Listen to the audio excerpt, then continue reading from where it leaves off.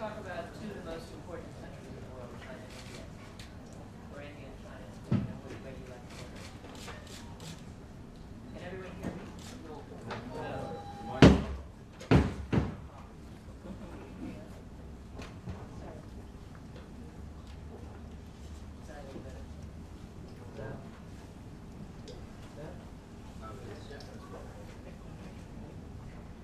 Oh, there we go.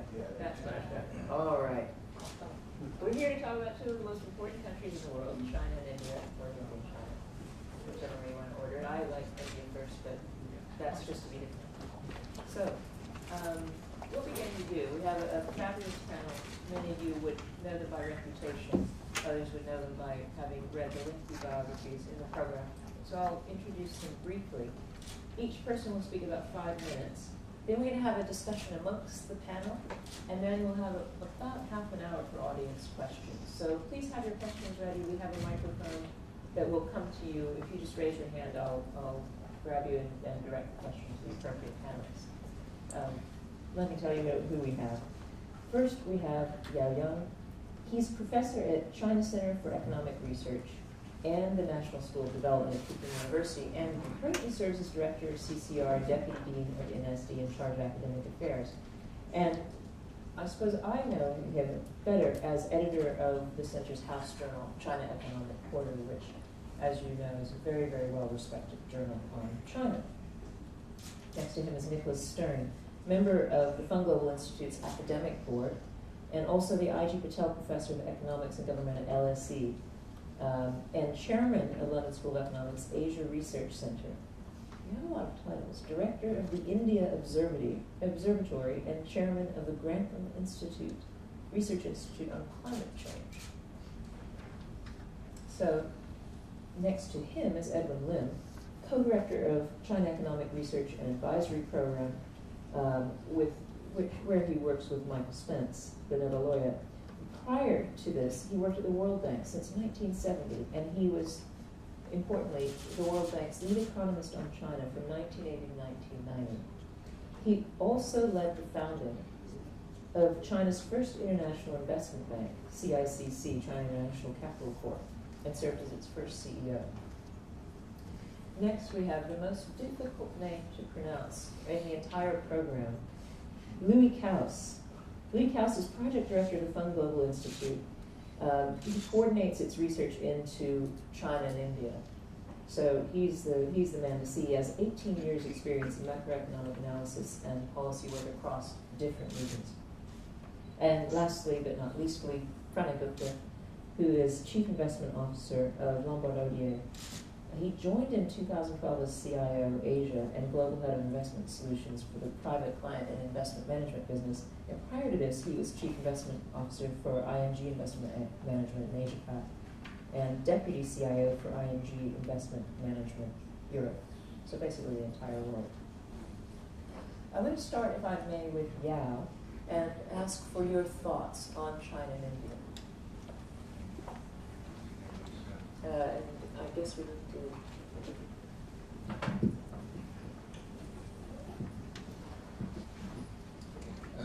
Good morning. It's such a pleasure to be on this panel with our distinguished speakers. Let me just briefly say just my own thoughts, just one of my own thoughts on India and China. I prefer actually India and China the order. First I want to say actually India and China are not that different. If you look at every indicator, India started economic reform 12 years behind China. So if you look at every indicator, it seems that India's economic growth indicators are about 12 or 15 years behind China, everything. So I really don't think those two countries differ that much. But there is,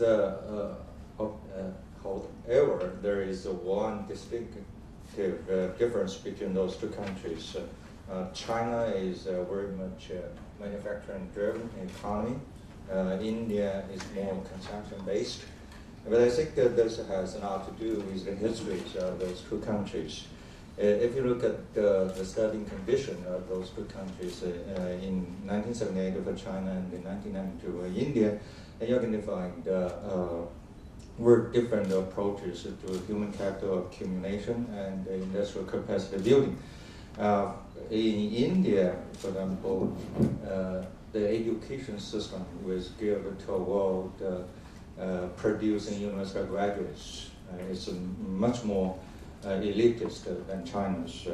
For example, in 1978, in India, 4.9% of young people were university graduates, whereas in China, the number was only 0.7%.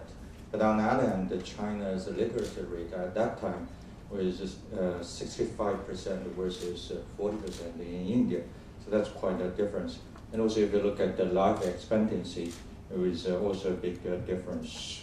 Another difference is industrial capacity. Even in 1978, manufacturing accounts for 40% of China's GDP, whereas in India, it's only 17%. So I think the leadership conditions set apart those two countries in a quite dramatic way. But that also says a lot for the challenge for those two countries. Yesterday we were talking about the change course of the growth model in those two countries. In China, we have to do much more to change the growth model from a more investment-driven to a more consumption-driven economy. Consumption as a share of GDP has been declining so fast, has been beyond most of people's imagination. National saving rate has reached a record high of 52%, and the household consumption as a share of GDP has declined to less than 35%. I don't think that's sustainable, and that's good for raising the welfare of ordinary people. So China has to do more to correct the growth model. On the Indian side, I would emphasize the opposite. That is, a manufacturing sector is critical for a large country like India. For a small country, of course, you can say I could just work on service. But for a large country, it's almost impossible. I think most of my India economist friends agree with me on that. But precisely because there is a lack of basic education to ordinary Indian people, especially young people, manufacturing is not very easy to give up in India. Of course, there are other problems like very strict labor standards or and regulations on entry. And another challenge, I think, to India is to make the growth more inclusive. Urbanization rate is quite low in India. And also give an indicator of this long inclusiveness of the growth process. Whereas in China, because they have a huge growth of the manufacturing sector, we have absorbed so many rural people into urban area. So both countries face great challenges in the next 10 years in kind of almost two opposites. I think that both countries should move toward the middle of the spectrum. So, okay. Thank you, yeah, that was really interesting. And then we're going to come back and talk about both the parallels and the opposite natures of India and China later on. But let me ask Nicholas Stern for his views, please. Thank you very much. I also wanted to start historically, but I'll go back just a bit further than my colleague Yao Yang. And I should say that I've been working for 40 years in India, particularly in village India, but also on public finance. I've been following one village in Moradabad district of UP for 40 years, and data go back 60 years. So I tend to see India from the micro bottom up, but I've also worked quite a lot on public finance and other issues. In China for 25 years, since 88, when I was teaching in Renmin Dashui, People's University. I also wanted to relate what we're discussing today to the questions which Mike Spence and Andrew Shane and Victor Fulm were raising during this morning and yesterday. What are we doing that, as a 21st century think tank here, that look different? Were we to examine these kinds of issues, say 40 years ago? And since I've been doing economics for a long time, I know what we were doing 40 years ago because I was doing it. And if you ask yourself on this question of growth, how we might have looked at it, how we were looking at it as economists at that time, I think what we would have done is we'd have worked in terms of aggregative growth models. We'd have asked about investment, technical progress in the long run. And if we were looking at data, we'd have looked, and we did as economists occasionally look at data, we would have done cross-country analysis with looking at lots of countries together. What's different with the way we're looking at this question now? We're taking the two most important cases and we're looking in depth at how change takes place, how it has taken place, how it will take place in those two places where we're trying to explain technical progress, not see it as something that comes from outside, and we have no illusions whatsoever about there being a steady state in the stories that we're examining. So in terms of method, an approach, perspective, I think we're looking at it in a very different way by deciding to look at growth through these two case studies. I think that's important. If we go back just a bit further, I absolutely share what Yaoyang had to say about starting in the 70s and 80s. But it's important, I think, also to go back to liberation in China and independence in India. In the early years, both countries had a very strong focus on land reform, zamindari abolition in India, land to the tillers in China. In both countries, there was a deep suspicion of markets and of outsiders. The growth model that they had, for those of you who like your growth models, it was the Feldman-Mahalanobis model. Feldman, sort of a theoretician of the early transformation in the Soviet Union, Mahalanobis, the leader of economic transformation in India. It was a model of machines to make machines, fixed coefficients, machines to make machines. If you want to grow rapidly, first invest in your machines to make machines, and largely a closed economy model. In India in particular, it was supplemented by something sort of very different, which was the Swadeshi picture of a focus on made in India, made by hand in India. So you had those models and philosophies, which I think were of great importance, and of course both countries are very focused on centre-state issues, although they play out in different ways. In India, you have very strict allocation of, for example, taxation powers, strict allocation of subject matter, so that electricity is a state subject matter, land issues largely a state subject matter in India. That deriving from the Government of India Act 1935, for which as a Brit I ought to apologise deeply because it's a gratuitous constraint on policy in India that has passed through to the present day. There's lots more to say, of course, but I think that history and structure is very important in understanding what happens next. I'll leap through the 80s and 90s because Yaoyang covered those, and then just look forward from here. I should, though, just add one thing to the history. It's obvious, but it's terribly important, is that both countries have suffered big traumas. India suffered the traumas of the 60s with war with its neighbours, including with China. It suffered deep droughts, which disrupted the planning process. The traumas in China, of course, even more, much more traumatic than in India, with the famines around 1960 and the Cultural Revolution. I think the result was that China started with a lower base because its traumas were much more destructive than were India's. I think if you fast forward then to where we are now, it's actually India that has the low base. So China, as it were, grew rapidly from a lower base in many ways than India, but now I think you're going to see India, I don't know if it's an advantage to have a low base, but in terms of growth rates, India might have that, quotes, advantage of the lower base.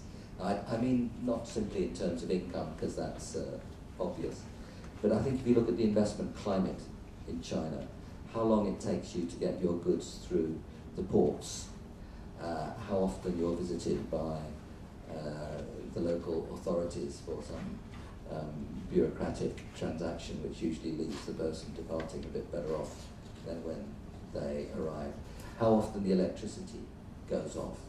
I mean, those basic things of doing business, I think, are clearly much worse in India than they are in China. So the investment climate is worse. Of course, the investment climate is getting better in India. If you look at the tax systems, and I think this is very important to remember the way public finance works in the different countries. The public finance base is stronger in China, and that allows for much more flexibility in responding to crises.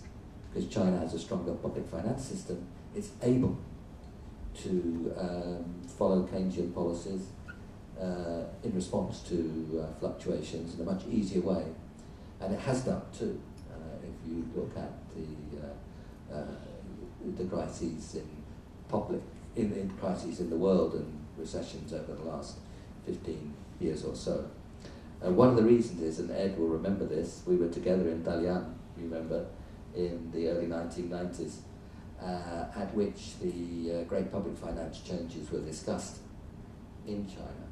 And when you move from a state to a market economy, you have to, when you've got a state-run economy, you just take whatever you want and leave the rest for the consumers if you're running the country. If you move to a market economy where incomes are generated outside the state system, you have to tax it back if you want to make your investments in infrastructure, education, and so on. So I think the public finance system is healthier in China than it is in India, and I think the reform of Indian public finances, which has begun, needs to move much faster. You know, roughly half of the central government's funds in India go on subsidies. It's absolutely outrageous. Subsidies on hydrocarbons and fertilizers in particular. It's a terrible waste. Certainly not the case in China, is it? Yeah. Well, not. There are lots of subsidies in China operate in different ways through state-owned enterprises. That's right. And so on. But the Indian system, I think, is particularly hampered by so much of public resources going on subsidies which largely benefit middle classes. I think we'd better stop there. Okay. I want to go on and get Mr. Lim's thoughts, and if we could come back to you a bit later on the other. Absolutely, and just to remind of what Isha Alawali was saying yesterday about skills and labour force and so on, which I thought was rather important. I agree. Mr. Lim. Hi. Robin mentioned my China background, but she neglected to mention actually that I was for many years the World Bank director responsible for India. And until I left India 10 years ago, I lived for quite a long time in India. Now, I never lived and worked in India long enough to really know about India, but I lived there long enough to have a big question in my mind about India. And that's, after 50 years of democracy, how can India has done so badly in terms of human development? If you look at the literacy rate, nutrition, child health, and almost all indicators, and now 50 years, that's 10 years ago, and it's now 60 years. And so since I left India, I read about the acceleration of growth and how much things are now better, and I read about India possibly catching up with China. So, in fact, with Louis, in fact, I lived long enough in India that I even visited villages in UP. So not many people come back to your village. So I was really rather looking forward to evidence that India has finally turned around and is now obviously growing fast. And perhaps we can see a new situation in India, where two of the most eminent economists in India, John Durst and, of course, Amartya Sen, the most eminent Indian economist, Nobel Prize winner, did a study about a year ago, and in fact, Louis gave it to me, about the consequence of growth, putting growth in its place in India. And I'd just like to quote the conclusion from the study. There is probably no other examples in the history of world development of an economy growing so fast for so long with such limited result in terms of broad-based social progress. Now, this is not New York Times, Financial Times writing about India. This is India, most eminent economists writing about India. And it's not off the cuff. They did a very careful study of the development in India over the 20 years from 1990, the beginning of reform as we define it in India, to a couple of years ago. And that's the conclusion. And in fact, it's backed up with statistics. There's also another comparison which I found quite remarkable. They did a comparison of India and Bangladesh. I mean, never mind India and China, but India and Bangladesh over the last 20 years, from 1990 to 2010. And of course, India grew much faster than Bangladesh. And by 2010, India's per capita income is double that of Bangladesh. But by every single social indicator, Bangladesh was ahead of India. Now, what I want to say is, we really have to, maybe this includes Bloomberg, we really have to get off this preoccupation with growth rate. You know, I mean, it's very good. I mean, when Nick and I know, Amartya used to be very skeptical about growth. And he's finally got to the view that he accepts that growth is a necessary condition for poverty reduction and for human development. But it's not sufficient. It's absolutely not sufficient. And you know, and the other thing is, this is a democratic system. You know, I mean, the West talks about, use the term, the most populous democracy in the world. Now, after 60 years of democracy, how can there be so little human progress? And even after the acceleration of growth over the last decade. Now, we hear this morning, and I think it's very important, that both countries are embarking on their 12th five-year plan, because independence liberation is about roughly the same time. India is 1 year behind. And both are seeking a new pattern of development. What I'd like to point out is that the pattern of development that we see in India and China in the past is not deliberate. It's the result of institution in those countries. India can't develop industry because it doesn't have the reliable power supply. And Nick mentioned ports. We did a study on ports. It's almost impossible to get anything out of the ports. So how India ever going to have a manufacturing export? And obviously, Indians are extremely smart, and that's why you have the IT industry and the export of IT services. You bypass all of that problem. The infrastructure, the road, the power, and the ports. Now, we talk about the change of development strategy in China. Now, first of all, you have to remember, China is trying to get its growth rate down.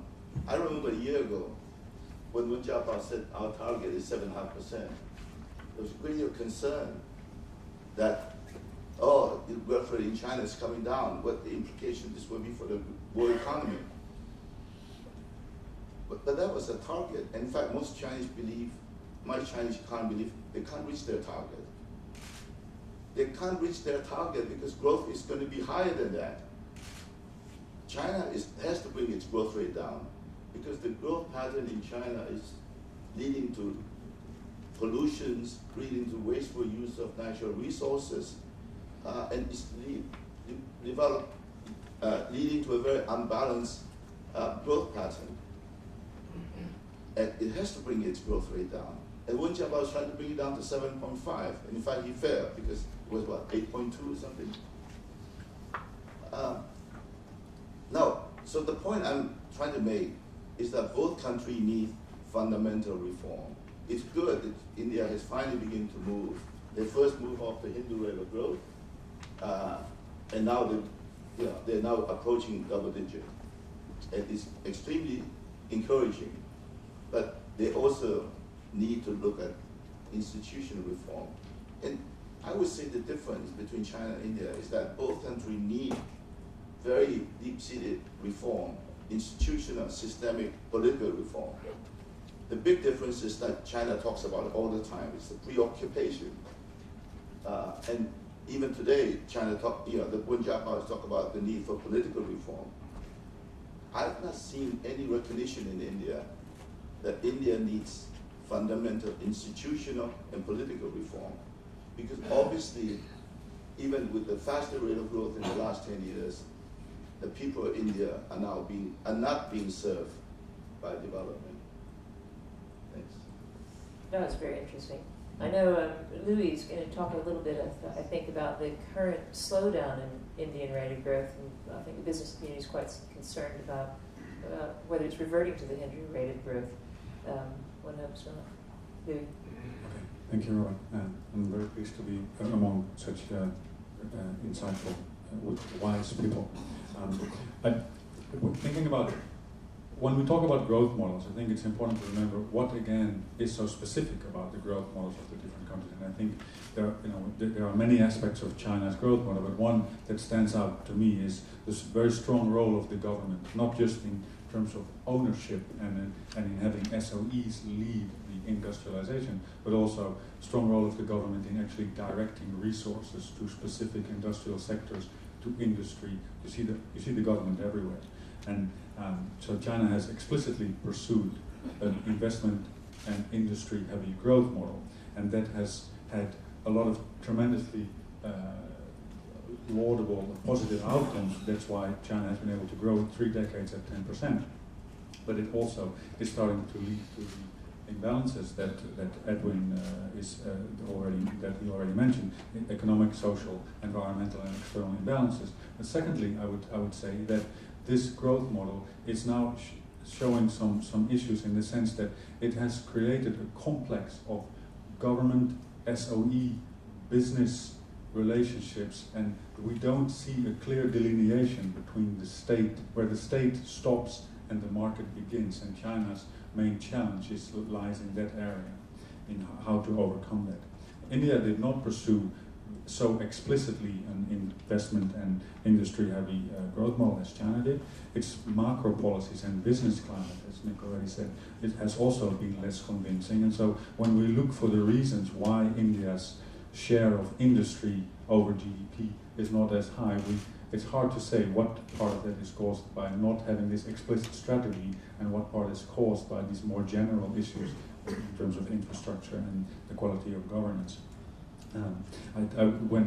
I completely agree with Edwin's point about when we ask in India why do the teachers not show up, or why do the doctors not show up, clearly India has tremendous issues with the quality of governance. At the same time, probably, and I'll get to this a little bit later as well, the fundamental governance institutions in India are probably more compatible with a high-income country than those of China. And so they are both having issues in the institutional governance side, but the issues are different. And then moving more clearly to the policy-making process, and as we all said, both countries are trying to express a vision of how they want to change the way that their economies are growing in the coming decade. I think one of the issues in China is that China has been very successful in having coherent, consistent economic planning and economic policy making over the last few decades. This was at a time when there was basically only one goal, it was growth. There were other sub-goals, but it was mainly only growth. Now that China is widening its set of policy objectives, it seems harder for the same apparatus and processes to actually deliver on that. And so there seems to be something of an institutional and political economy nature that makes it hard to make those changes. And can the institutional hindrances in China be overcome?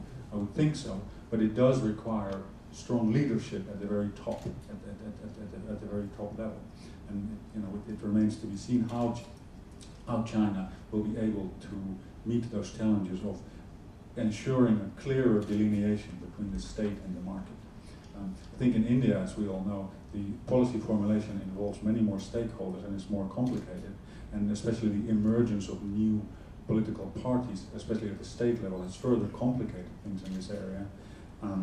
And certain things that in China we take for granted, just in India seem so much harder to pull off, not because of a lack of technical capacity or intellectual understanding, but the political economy of something as simple as raising electricity tariffs to cost recovery levels. The political economy seems so complicated that is to the extent that it hinders infrastructure development. Same thing on land acquisition. These are not technological or technical issues. These are political economy issues.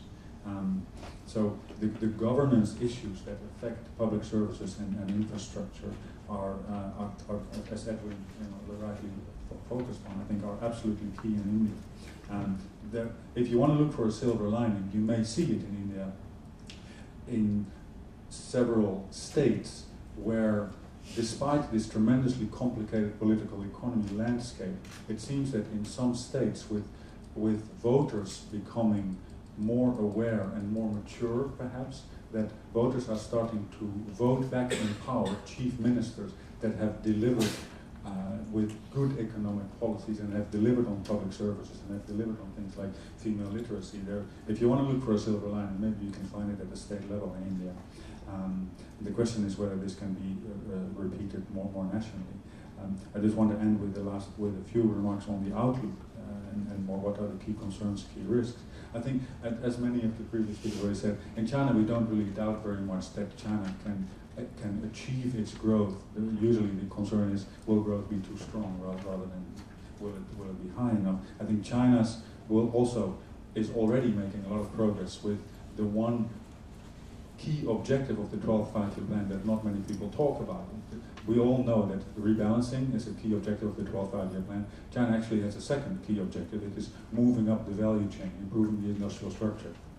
There's already a lot of progress being made on this, so I don't worry too much about it. In fact, I'm worried that too much progress with that moving up the value chain and too much progress in terms of how local governments try to do about this may actually hinder the rebalancing, because there is some tension between these two. So my key concern on China would be, my key risk would be, will there be enough progress with rebalancing because of these political economy issues? In India, I think the challenge is a little bit the other way around. India, in my view, will continue to grow at decent rates, but will continue to have these issues for quite a while. Governance hindering infrastructure and public services to such an extent that the supply side of the economy will struggle to keep pace with the aspirations and demands for growth that there are among policymakers and the public, and that this will continue to make India's macro picture more challenging than in China, because we always have in China, in India, we always have the issue of high aspirations, high demand growth, but the supply side struggling, and many of the macro issues that we see at the moment, with respect to the currency, with respect to inflation, with respect to the increasing current account deficit, are a follow-up on this, are a consequence of it. I want to end for now. Very interesting. Mr. Gupta, what are your thoughts? I guess the first thing I'd say as a good portfolio manager is a disclaimer that I'm neither an academic or an economist. So my comments are more shorter term and perhaps biased towards capitalism. I guess the first thing I'd say is it's probably a little bit unfair to compare India and China with the same yardstick. There are two very big differences in the countries. The first is that if you look at any country in Southeast Asia, whether it's Singapore, Malaysia, Indonesia, Philippines, China, they have transitioned to a higher growth plane with a political structure which was either from an autocrat or a single party, where decision making is very simple. India is really the first time that this transition is happening under democracy, which requires a different time frame and a different expectation, I guess. The second big difference is that from an administration perspective, India inherited institutions of governance, of examining policy, of planning, which has a lot of credibility, that whenever any of these institutions say something, people believe it. Today they are becoming a little bit of a burden in terms of decision making, but there is credibility in what they're saying. China, on the other hand, has a very opposite structure. It is a very streamlined administration which allowed policies to be put in place and decisions to be taken very fast. But from a market participant perspective, everyone questions to a certain extent the numbers that come out of China, whether they have credibility and whether they're believable or not, whether it's from the banking system or from the economics perspective. But they're very different situations. And I think despite the fact that both of the countries started off as very similar economies with very large populations, with an agricultural-based economy, with an intention of growth and inclusion, today they find themselves at diametrically opposite points in terms of their problems. China has a demand problem, an ample supply, and India has a supply problem, and ample demand. So there's something probably to be learned by both countries. My second comment more relates to I guess, what is on the anvil both for India and China over the short and medium term. I think India has basically three problems. One is that the investment cycle has stopped. Cross-fixed capital formation has stopped, and they need to find a way to start that again. The second is that they need to find a way to manage their twin deficits. And the third is that they need to reinstitute confidence from the domestic industry and from foreign investors in the policy making of the country over a medium time frame. And to a certain extent, I don't think there is too much debate about what they need to do. There is relative consensus, at least from people outside, of what are the reforms that are required. And it's a little bit disappointing that the things have not been done for some good reasons. Whichever order you put them in, there has to be a land acquisition bill that has to get passed. There has to be a single window clearance for approval of projects, for environment, for example. For FDI, they have to deregulate insurance and multi-brand retail. They have to create a policy structure which is clear, where they don't have retrospective changes, and the foreign investors able to believe that the changes are going to continue for a long period of time. They absolutely need to manage the fiscal deficit and pass through the pricing in LPG and diesel, which has been done obviously from a democratic perspective. And they need to implement GST to bring part of the parallel economy back into the mainstream. I guess the most important thing overall is that they need to provide a stable political structure to allow these changes to take place, which is where I think the critical downfall of India has been in the democratic structure. I actually think that the changes which are happening in China are far more difficult. For India, managing the supply side is purely a policy decision. It can be taken provided the policy structure and political structure in place. But in China, creating domestic demand is far more difficult. You can lead a horse to water, but you can't make him drink. And yes, you can get the growth rate back in China to 7-8%, but the real question is that will it be going back and doing the same thing again, in capital investment and spending more projects, or is it going to be really wealth distribution which creates domestic demand? The reform process, I think, in China is also a little bit more difficult, whether it's financial sector reform, whether it is using the financial institutions not as instruments of state policy, but as commercial entities, and the way it manages to transition into an environment which is much slower growth and possibly inflationary. Very interesting. All right, I'm struck by a couple of strands that we've all talked about. And the first, if I may, is a point that Mr. Lim raised. And you were talking about the form of government. I think it's interesting that perhaps all of us with the end of the Cold War expected democratic capitalism to have won the day, whereas in fact China's success seems to show that while capitalism has won the day, it's not necessarily true that democracy has. So I think we linked the two, certainly those of us in the West did, and I'm not sure that's right. I think that it could be that you can have a bad government that's democratic, an ineffective government that's democratic, and as well as a bad government that's authoritarian, like say Chairman Mao's bad form of authoritarian government. And I'm wondering how the debate should be shaped by that point. Mr. Lin, do you agree with that? Can you have? No, I don't, because it's, you know, I think what when they were saying also, I heard a lot in India that if we can't do this, we can't do that because we're democracy. Now, I'm not talking about Confucianism and all of that. I was brought up, educated in the West, and I was brought up, and I believe that democracy is an asset. It's not a liability.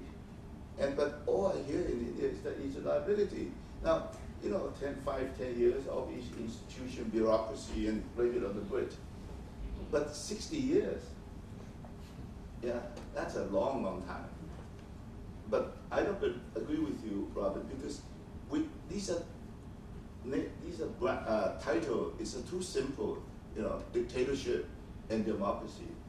If you look at the system, the political system in India, and you look at an area like Uttar Pradesh, Nick spent a lot of time, how it's voting, how the vote banks, I mean, India talk about vote banks, there are hundreds of thousands of votes that are controlled by, in Bihar. So it's not a democracy, is your point? Well, you know, it is a democracy, but it is a certain type, but they're real governance problem. I think I'm trying to get. So it's corruption that is. No, it's not corruption, but for example, in Bihar, you would have elections, and you know, and the winner would be in jail. I mean, Well, half the parliament's in jail. Sorry? A number of members of parliament are in jail. Well, yeah, they can, although they're in jail, they control votes. But I guess I would put it the other way around. I don't have explanation. I really don't. I mean, as I say, I lived for 6 years in India. I worked very intensively. I worked with a lot of chief ministers. I got to know people like Chandrababu Naidu and so on very well. I think it's an interactive process, I guess. You have to have a degree of literacy before people can vote. You know, India, I mean, to be fair to India, India has enormous problem at the time of independence with the caste system, with the diversity. I mean, even the term literacy is very difficult to define in India, because you may be literate in one language, when you move to another state, it's a different language. Are you literate? So it is, you know, the legacy in India is extremely difficult. But that sounds like the same excuses the Indian government makes. So it's hard because of this, that, yeah, we'll just get it done.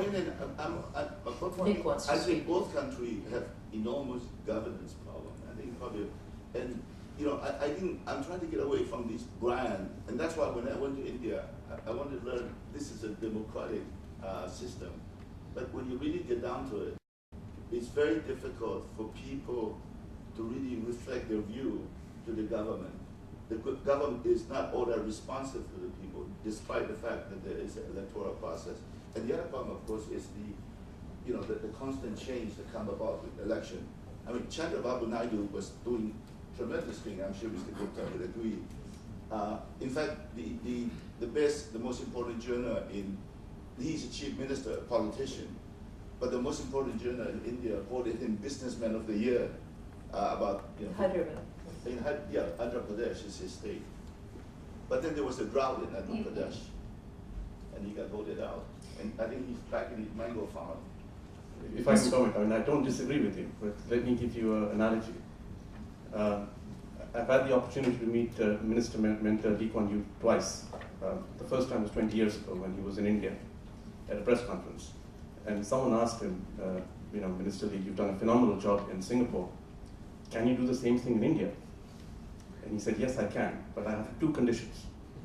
One is I will do what I want, and two is you will never question me. The second time I met him was actually 6 months ago, and I asked him a similar question as a follow-up to that, was that, given all of the democratic problems that are happening in India, does the Indian population really value democracy, and is it intelligent enough to afford it? And he actually gave a very, very astute answer. He said that if India was not democratic in 1947, it would not have existed today. So the value of democracy, I think, is well understood by the population of India. That is no doubt about the fact. But the fact is that the political structure has misused it for personal gain. So I don't think anyone disputes the fact that democracy is the right thing for India and should be the one to stay. But at the same time, I think one should realize that having a single person creating a road of growth for any country without the challenge of anyone saying you will not do this is incredibly powerful to create an economic structure over the short term. And that concept is simply not existing in democracy. And that is what China had. If 200 years ago, I forget the name of the ruler, who integrated all the Chinese provinces by the bloodshed, if that had not happened, and China today was a mix of provinces, each with its own identity, China would have exactly the same problems as India. Nick and then Louis. That's 4,000 years ago. I know. That is exactly the same. Nick, let's hear it. I don't think we should pose the question, is democracy a burden or not, or an advantage or not. It's a question of how democracy works, and in particular, how governance works, because it's obviously intertwined with democracy. It's a different question. And that's the point I was trying to make, yeah. that you can have bad governments that are democracies. Governance, not governments. We can have bad governance and governments. Yeah, it's a very different thing, and it's governance that influences the investment climate, how the mechanisms of government actually work, and that's governance. And there, India has had real problems. But when we look at the way in which democracy functions, democracy in India has stopped governments doing very bad things. Many of us remember and sort of lived through the Mrs. Gandhi's emergency, and the Indian people responded in a very powerful and clear sense, and they threw her out.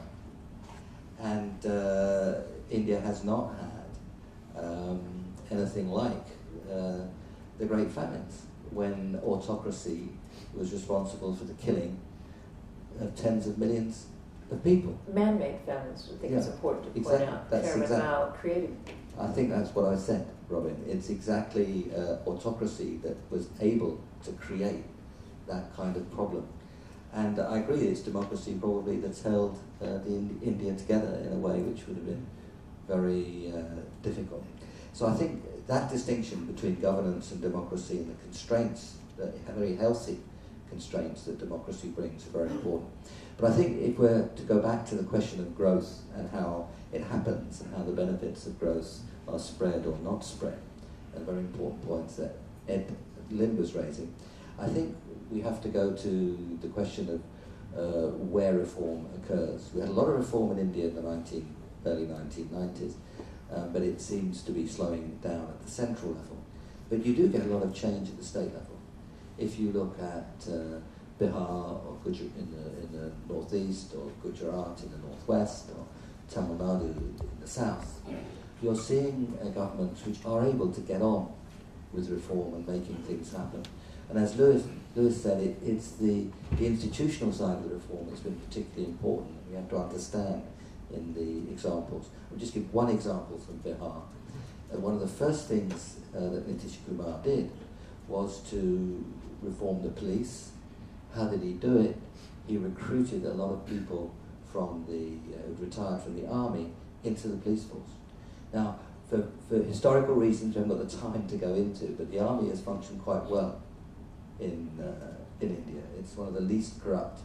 No institution is uncorrupt in either China or India, but the army is one of the least corrupt institutions in India, and so those kind of characters came in with a very different culture, and that was very important. So it's just one example. There's so many others that we, through the panel, could share, but we don't have time. So I think the state level reform is very important. And finally, let me remind about the point I was making about the low base, in which essentially Isha Ahluwalia made yesterday. Things are starting to change.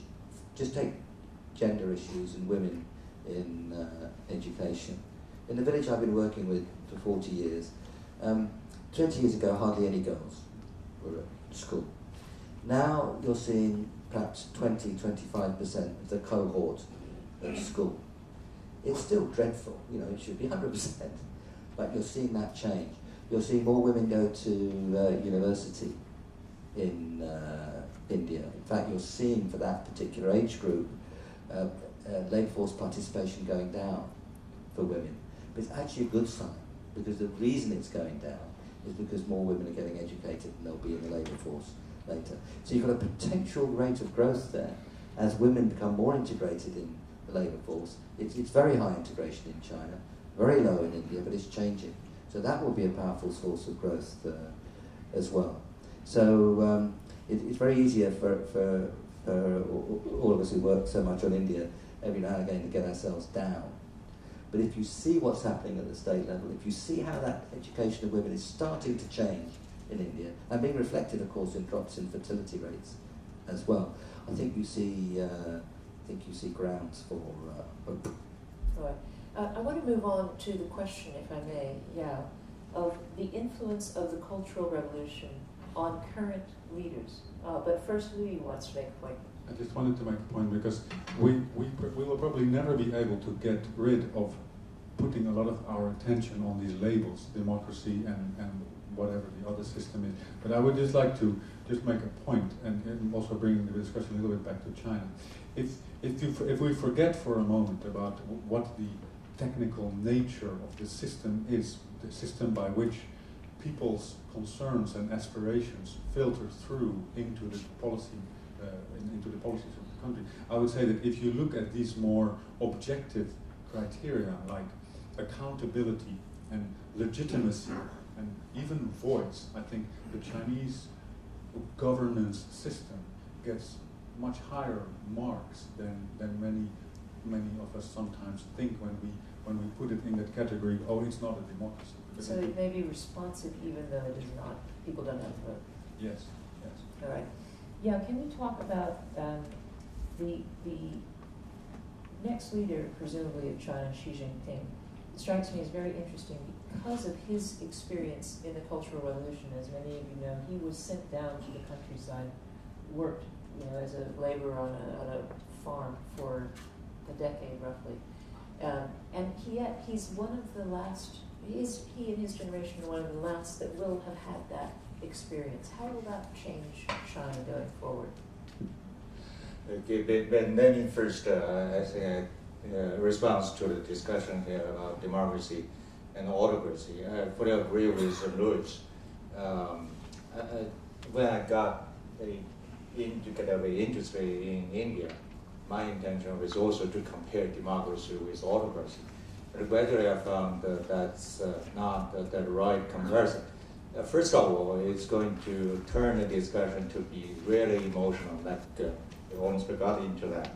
I think we got to move kind of deeper than that. Robin asked the influence of Cultural Revolution. My sense is that China can do without Cultural Revolution. Cultural Revolution was just destruction. It didn't do anything to China. If we can say anything about kind of new China, I think the revolution, the Communist revolution, or the revolutions before that, were just enough for China to turn the society upside down. I think that's also very important. The Communist Party, it's not just a name, it has a real content. At least from the very beginning in the 1950s, it had that kind of a commitment to create an equal society. That's very important. I think that also set China apart from India. The Communist Party was dominated by the elites. We have to admit that. And the policies, of course, first taken by the Communist Party was very much toward the elitist group, not ordinary people. That actually set the trajectory different from China. So when China started economic reform at the end of the 1980s, at the end of 1970s, China was quite an equal society, much equal, more equal than India at that time. I think that's a kind of a historical root. And I also do want to say that India and China are so different. Actually, the Indian growth is marvelous by international comparison. What's wrong with Indian growth? I mean, it's a great growth story. if there are differences, there must be some historical events defining that.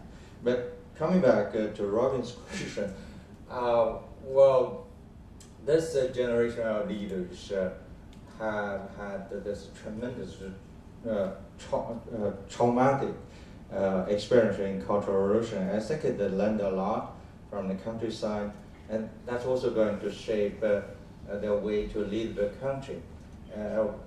I don't know, I cannot read the mind of Xi Jinping, but I think the one the advantage of this generation of leaders is that they have a real sense of China, they have a real sense of the needs of ordinary people. And that's very important, that's very critical for China's continuous economic growth. All right. Believe it or not, it's a huge number. We have just 15 minutes. Here's what I want to do. I want to very quickly call on those of you in the audience, a few of you, to tell me your question, and then we'll have people address it. So, Mr. Yin, very quickly. I personally believe the sustainable development of a nation, of an enterprise, or even a family depends on the balance of not only economical development, but political development and cultural development. You guys mentioned something about political, about democracy. Everybody knows that Jesus Christ was crucified by democratic procedure. You know, China and India are not like those pilgrims from Mayflower. Those people, you know, understand each other, has the same education level, but not India and China. You have to take a long time. Education, and most important is cultural development, in my opinion. Okay, the question, do you agree that this is like a propeller, the cultural and political and economic development must be balanced all the time so the boat can go straight. Otherwise it go round and round. Okay, coming back to democracy. Interesting question. Next question. No, just, next question. Okay. Okay, we're going to answer the questions later. I think that we're going to have some similar strands of questions. First here and then in the back. Just behind, yeah. I agree entirely with Edwin Lim. And your question is? The question, all right. My question is, nobody's talked about demography. Demography is destiny, I would submit. Very, very interesting point. And, talk about and just to add, China's demography dividend has just ended. India's is beginning. If we can get our act together. Yes, if there are jobs. Good point. And 2 rows behind, please. And there. Yep. Is it possible that the big difference between the level of development in China and India has less to do with governance and growth models and more to do with the fact that China was compelled to negotiate access to the WTO, a process that took over 20 years and resulted in wrenching changes that they had to make, whereas India was a founding member of GATT and was under no external pressure to make changes and structural changes in its economy and adopt to the international standards. Right. One more question here. So that's interesting. Does China need a wedge, or does India need a wedge to make reforms? Whether financial system reforms, WTO, or opening treaty ports long ago. John Slaughter. Just quickly, the panel referred sort of obliquely to corruption in both countries as being sort of prevalent. Is that something that's kind of a nuisance to be generally managed, or is it something that in either case could really sink the ship or really change the trajectory of the 2 countries? All right. Very quickly. Ed Lim, you want to go first? Yeah, I don't think we're getting the message across. I think the answer to all the questions, for me anyway, is going to be no to all of them. Because what I'm trying to get at is that... I thought you were just saying no to me. No, yeah. No, because I'm trying to get away from these labels, corruption, democracy, and so on. It's a very complicated issue, and I think it's governance, and the aspect of the Indian system and institution that are good governance. There are also others that are bad governance. It's not enough to say democracy, dictatorship, autocracy, or whatever. There are governance issues in both countries, including corruptions and rent-seeking and all of that. And you got to go below that. And also, at the same time, in terms of result, the one point I was trying to make, quoting from Amartya Sen, is that growth is important, it's essential, but it's not enough. You got to look below that, because after all, what's growth for? I mean, it's good for the trade, it's good for investment banker and so on.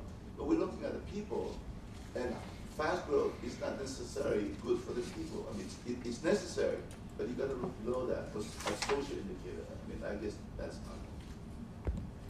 Thank you. I agree very much with that. We've got to get a bit more specific than generalised questions about sort of culture and democracy and so on. That's not to deny their importance, they're fundamental. If we're to be helpful, we've got to get a bit more specific. If you just take the story of the India's demographic change relative to China's, which is fundamental, and I did refer to fertility rates a little earlier. The question in large measure will be about the skills of that young labour force. Not so much are there jobs, I prefer to switch it to a supply side story, are there the skills? Now, I've taught I'm an honorary professor of Renmin Dashwe, I've taught in Renda, and I've taught at a number of Indian universities. And the improvement in China's universities over the last 20 years, since I was first, 25 years ago nearly, when I was first teaching there, is remarkable. And you're now seeing in China the emergence of some of the strongest universities in the world, and they'll go on getting stronger. Now, there's lots more to do. I don't want to pretend that they're wonderful and perfect, but they've moved very powerfully. India has not. India's universities are a disgrace, it seems to me. You've got lots of wonderfully bright young people going into them, and nothing much happens when they get there.